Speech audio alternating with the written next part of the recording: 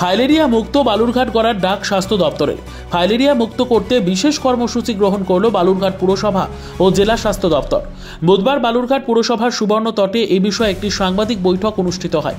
বৈঠকে উপস্থিত ছিলেন জেলার মুখ্য স্বাস্থ্য আধিকারিক সুদীপ দাস, বালুরঘাট পুরসভার চেয়ারম্যান অশোক কুমার মিত্র, স্বাস্থ্য দপ্তরের অন্যান্য আধিকারিক ও পুরসভার জনপ্রতিনিধিরা। ফাইলেরিয়া একটি মশাবাহিত রোগ, যা আজ সেই মশা কামড়ালে 10 থেকে 12 বছর পরে তার এই গুদ রোগ হয়ে থাকে। সাংবাদিকদের মুখোমুখি হয়ে স্বাস্থ্য দপ্তরের পক্ষ থেকে জানানো হয়, বালুরঘাট শহরে 700 জনের নমুনা টেস্ট করা হলে তার মধ্যে 2 জন এই রোগের সন্ধান পাওয়া যায়।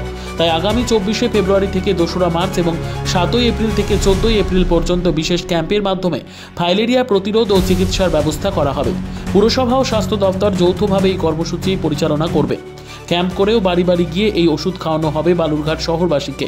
প্রশাসনের পক্ষ থেকে সকলকে এই কর্মসূচিতে সক্রিয় অংশগ্রহণের আহ্বান জানানো হয়েছে। জেলা স্বাস্থ্য দপ্তরের উদ্যোগে এবং বালুরঘাট পৌরসভার উদ্যোগে আমরা ইতিমধ্যেই আপনাদের মাধ্যমে অবগত করেছি যে 24 তারিখ থেকে আমাদের এই যে হাউস টু হাউস স্বাস্থ্য দপ্তরের দ্বারা প্রশিক্ষিত তারা যাবেন বাড়িতে গিয়ে তারা ওষুধ সেবনের জন্য বলবেন এবং যা যা স্বাস্থ্য দপ্তরের নির্দেশিকা রয়েছে সেগুলো তারা বুঝিয়ে বলবেন এবং ওষুধটা খাওয়াবেন। এবং পাশাপাশি আমাদের 7 তারিখ থেকে 7ই এপ্রিল, 7 তারিখ থেকে আমাদের 12ই এপ্রিল পর্যন্ত বেশ কিছু জায়গায় আমরা বুথ করব। সেই বুথগুলোর মধ্য দিয়েও কিন্তু আমাদের এই ওষুধগুলোকে আমরা ডিস্ট্রিবিউশন করব। তো সেই জায়গায় দাঁড়িয়ে আমাদের যারা বিভিন্ন ওয়ার্ডের যারা কাউন্সিলরগণ রয়েছেন ইতিমধ্যেই তারা ওয়ার্ডে প্রচার শুরু করেছেন, ক্যাম্পেনিং শুরু করেছেন। এবং আমি আপনাদের মাধ্যমে আরও বেশি করে শুধু বালুরঘাটবাসী এবং জেলাবাসীকে জানাতে চাই যে আমরা বিগত দিনেও দেখেছি যে আমাদের যে পার্শ্ববর্তী জেলা মালদা, সেই মালদা জেলাও কিন্তু এই ধরনের ফাইলেরিয়া পজিটিভ ধরা পড়েছিল এবং তারা কিন্তু সেই ক্যাম্পেনিংটা করার পর তারা কিন্তু এখন ফাইলেরিয়া মুক্ত। তো স্বাভাবিকভাবেই আমরা বালুরঘাট পৌরসভাও যাতে আমাদের ফাইলেরিয়া মুক্ত আমরা হতে পারি, তো তার জন্য আপনাদের প্রত্যেকেরই সহযোগিতা লাগবে।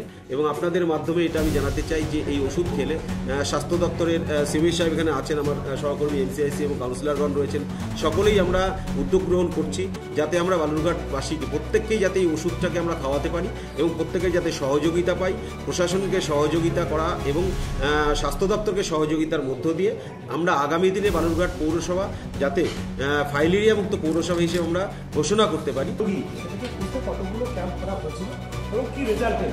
আমরা দক্ষিণ দিনাজপুর জেলার প্রত্যেকটা ব্লকে আমরা 2টো করে ক্যাম্প করেছি, ব্লক এবং মিউনিসিপ্যালিটি 2টো করে ক্যাম্প করেছি। 2টো জায়গা থেকে আমরা স্যাম্পল কালেকশন করেছিলাম 13 এবং 14ই নভেম্বর 2024 সালে।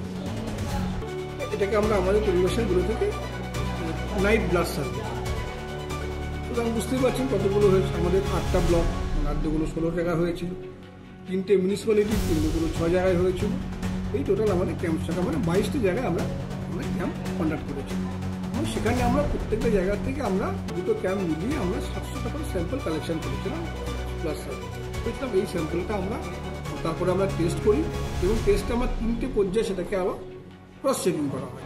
সমস্ত জায়গা থেকে রিপোর্ট করার পর দেখা গেছে যে বালুরঘাট মিউনিসিপ্যালিটিতে যে ক্যাম্পটি হয়েছিল গত 13 এবং 14ই নভেম্বর 2024 সালে নাইট ব্লাড সার্ভে ক্যাম্প, সেখান থেকে 2 জন যারা ফাইলেরিয়া আক্রান্ত সেটা আমরা ডকুমেন্টেড হয়েছে, যার ফলে আমরা আগামী দিনে এই প্রোগ্রামটা আমরা করছি।